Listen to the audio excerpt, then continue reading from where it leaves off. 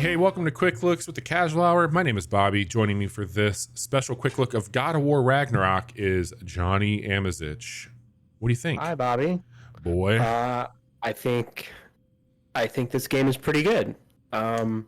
This is, as you mentioned, God of War Ragnarok, the follow-up to 2018's God of War, developed by Santa Monica Studio, Sony first party, and this is the second really big marquee title we're getting from Sony this year. This is a gargantuan prestige video game. It is. This is all capital AAA. Yes. We're playing as a war Kratos, and I know we are. For anyone watching this who maybe wants to avoid story spoilers, we are what, Bobby? You said about 7 hours in? 7 hours in, give or take. And we are in what realm? Alfheim, Okay. I believe. Let me double check. Yeah, Alfheim. Alfheim is where we're at. Johnny and I have both played well beyond this point, but we had to save for this quick look. We're going to focus on a few things. This is a game that is so intimately told. It's got a very tight narrative, and we would not want to disrupt that more than we already are with this quick look. So we're going to focus on maybe what's the same, what's different in God of War Ragnarok compared to 2018's God of War. We're going to highlight some of the new mechanics on leveling and upgrading, and we'll probably keep this one pretty tight. I don't want to show off too much, but we definitely wanted to celebrate this game. And Johnny, can you just go ahead and right out of the gate, what are your initial thoughts about God of War Ragnarok? It feels like exactly what I wanted it to be, which was a continuation of that first game. Yeah. I don't think it is a revolution so much as it is an evolution. Yeah. Of that first game. So a lot of it is a refinement. Yeah. And there are some added elements. There's some role-playing elements in here, as far as your character customization, and the shield plays a much larger part than it did in the first game. You also notably start with both the Leviathan axe and the Blades of Chaos. Yeah, and they kind of reset the skill tree. This takes place 3 years after the events of God of War, so this one's really focusing a lot more on. You said it right before we started recording. I really appreciate it. I think there's ripples based off of consequence and good or bad. Yeah. So the first game very, very much Kratos and Atreus' story as they are trying to, scatter the ashes of Faye and learn a little bit more about her, and then more about Kratos and Atreus. In this one, it's the rest of the Norse, mythology, being brought in and responding to the things that you did in that first game. So one thing I'm going to call out really quick, they've updated a lot of the mechanics with your weapons. Again, starting out with the Blades of Chaos introduces some early game mechanics, but right now, back in Alfheim, you will notice that there's this big pink, I can't remember, what is this stuff called? Do you remember? Oh, it's like I don't remember. Blast rock or something like that. Yeah, something like that. You're going to notice that, depending on your angle, there's a different trajectory coming off of it. When it turns blue, that means that it is effectively going to do what you need it to do. This mechanic here is how you're going to open a lot of doors. Also, Tyr's here. And Johnny, for those who are uninitiated, let's go ahead and, big spoiler here. Who's Tyr? Tyr is the Norse god of war. And you spend a lot of time talking about Tyr and assuming he was gone. And it turns out, as you can see, he is not dead. He was just, as everyone else seems to have been in this realm, manipulated and cast away by He's Odin. a giant, right?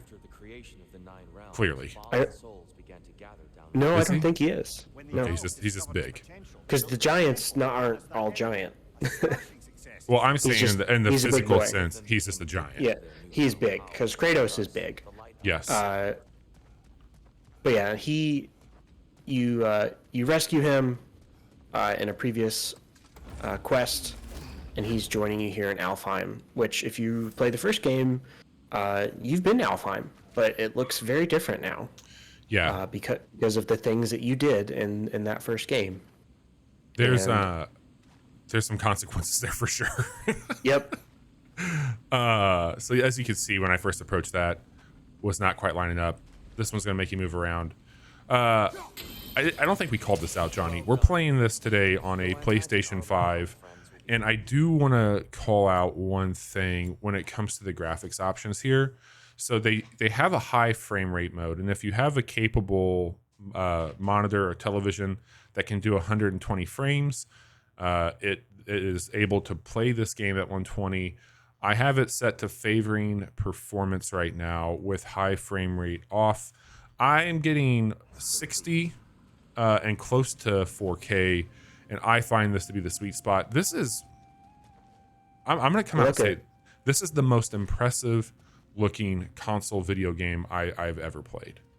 And I typically play on a high-end PC, and I've been waiting. And there's been some lookers from PlayStation, but I think Demon Souls prior to this was probably my favorite looking PS5 game, and that was just a remake of an old game. So to have an entirely new game, which also runs on PS4, so yes. this is cross-gen. Which is kind of crazy to think about. I know, but to have it look this good on this current generation of hardware, it's pretty impressive what they've been able to do. So I'm going to pause it really quick just to go over enemy types have weaknesses, and they don't really lay that out for you. You'll hear some things from your party members of like, hey, dodge, dip, whatever you need to do. These are light elves that we're fighting.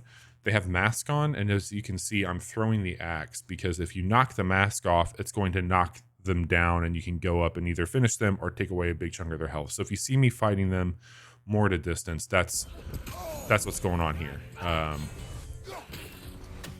Trying to line up. There we go. There you go. See, I didn't even realize that.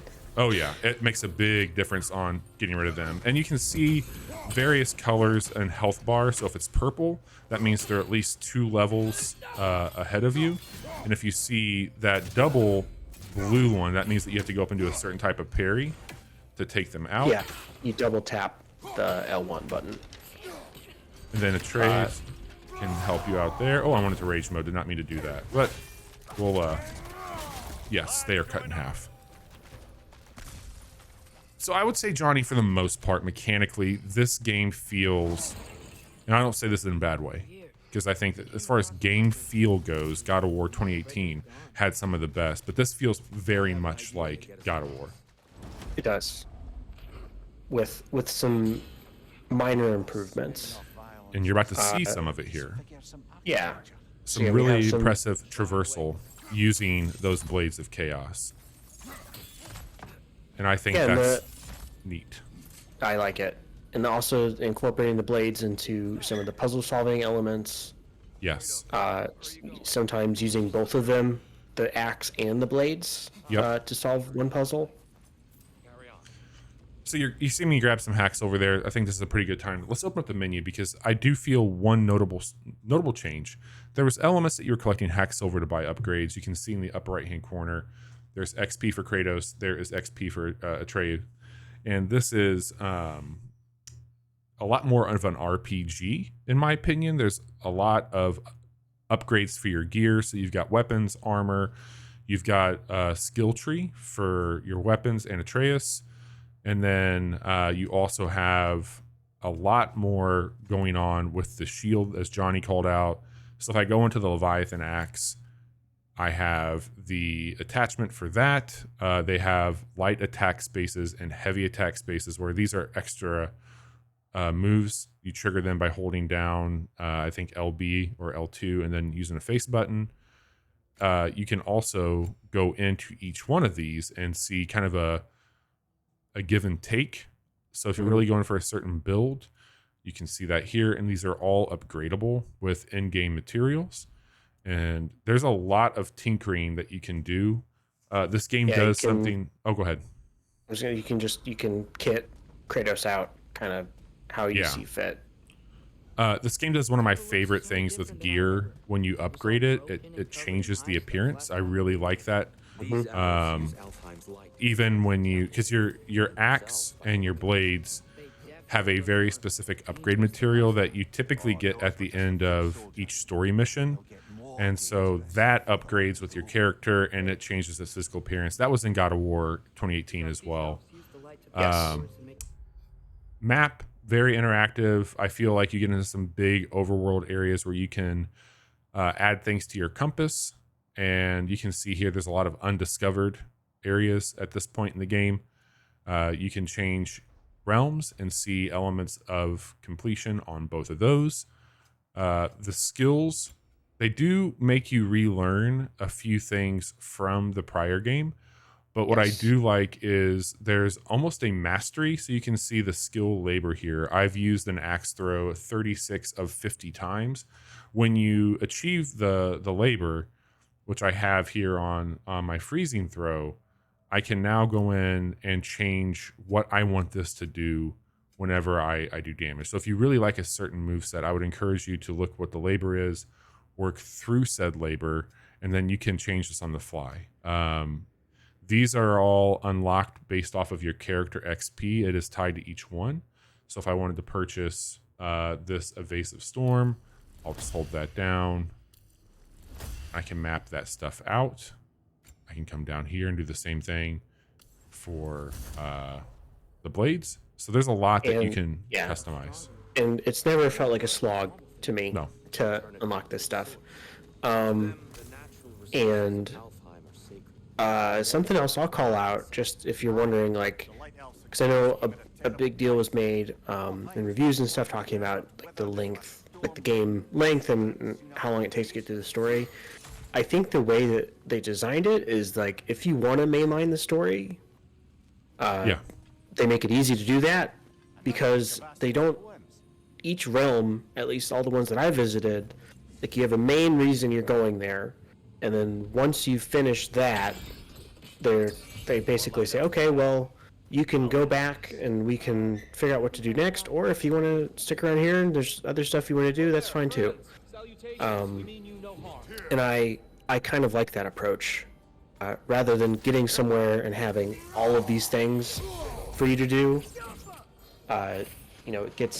It gets the main reason you're there out of the way, and then lets you explore more. And I will say, so far, almost all those have been worth my time.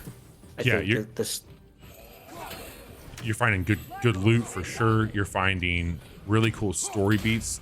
They do a really awesome job of these intimate moments of perspective, and even like some insights from the prior game. Like if you're hanging out with people that was in God of War 2018, there's going to be some absolute information shared just about prior relationship things. Not always, but it's a nice little detail for sure. Yeah, and I listened to Neil Gaiman's Norse mythology that he put out earlier this year, and it's fun to see how they weave all of the actual like Norse mythology in with this alternate version of it as Kratos, and how much different these characters are than the Marvel portrayal of like Thor. I will tell you, you meet a lot more of those characters in this game, and they are easily, I think, my favorite portrayal of Norse mythology at this time. Yeah. Yes, definitely. Let me kill one more person here. Just keep checking that axe.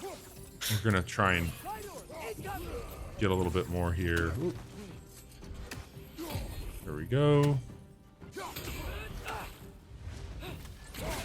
There's that bronze complete for the labor I was calling out. So in the spirit of retaining some secrecies of this game, like I want to be super clear. Johnny and I both, I think, struggle a little bit with this quick look because on one hand, I want to show you as much as I can, but there's some very nice things that I feel are best experienced on your own. And if anything, we just wanted to take some time to show a little bit of gameplay for God of War here. I don't want to simplify what I'm about to say, but if you were a fan of 2018's God of War, there's a lot here that you'll probably love and continue to enjoy. If you were not a fan of 2018's, I don't really think that this is going to do much more for you. And I don't mean anything against the game. It's okay if you didn't like it, but this is certainly more of that. There is a lot more. Oh, go ahead. Not so different in a lot of ways. But I think it's better in most ways. I agree. I think this is better in a very big way than the first one. And there's a lot of things that you don't know about this game unless you play it, that unless you've been just looking for spoilers, they do a pretty good job of introducing some new shit that's fun. So I would check that out for sure. Yes. So as we wrap up here, again, very straightforward quick look. We didn't want to show too much. A little bit of combat, a little bit of the menus. We don't want to give away the story beats too much. We talk about games at length on our podcast, The Casual Hour. We record that on twitch.tv/The Casual Hour every Wednesday at 10:30 p.m. Central. If you enjoy watching people play video games, we also do that 2 nights a week, Mondays and Fridays at 10:30 p.m. on twitch.tv/The Casual Hour. And if you'd rather just listen to us talk about games and not really watch anything, our podcast post every Friday morning on every major podcasting platform and even the non-major ones. So get in where you fit in. Johnny, any final thoughts on God of War Ragnarok before we tell all of our friends goodbye today? If you have a PS5, you should buy this game. Unless you didn't like 2018's, then maybe don't. Oh, it's $69.99, and then there is a $79 digital version that has some armor and loot, in-game loot, right? Yes, it does. Cool. This has been The Casual Hour. Please like, subscribe, follow where you can. Johnny, thanks for hanging out and checking out what has been one of my favorite video games of 2022, God of War Ragnarok. Take care.